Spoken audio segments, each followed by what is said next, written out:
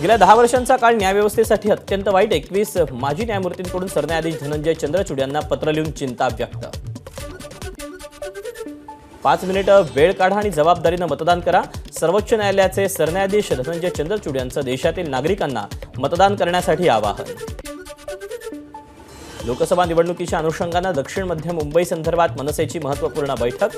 मनसेचे नेते नितीन सरदेसाई, आमदार सदा सरवणकर, मनसे नेते संदीप देशपांडे आणि इतरही महत्त्वाचे पदाधिकारी बैठकीला उपस्थित. बारामती लोकसभेसाठी उपमुख्यमंत्री अजित पवार ॲक्टिव्ह मोडवर. खडकवासला मतदारसंघातील रहिवासी सोसायटीच्या 400 संचालक आणि सदस्यांसोबत बैठक.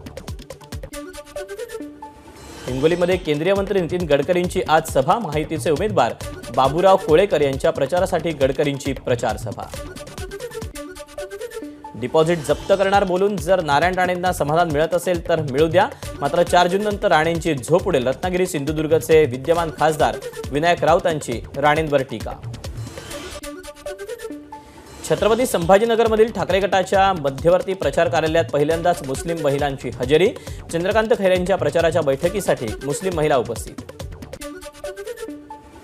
बारामतीच्या खासदार सुप्रिया सुळे आणि जय पवार महावीर जयंतीच्या मिरवणुकीत एकत्र. सुप्रिया सुळेंनी मिरवणुकीमध्ये ढोल वाजवत जैन बांधव समाजाच्या कार्यकर्त्यांमध्ये उत्साह वाढवण्याचा प्रयत्न केला. मनसे नेते बाळा नांदगावकर यांनी घेतलं शिर्डीच्या साईबाबांचं दर्शन. साईंच्या चरणी बाळा नांदगावकरांची प्रार्थना.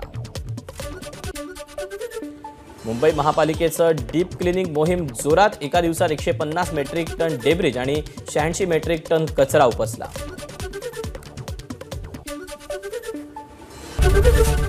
एबीपी माझा, उघडा डोळे बघा नीट.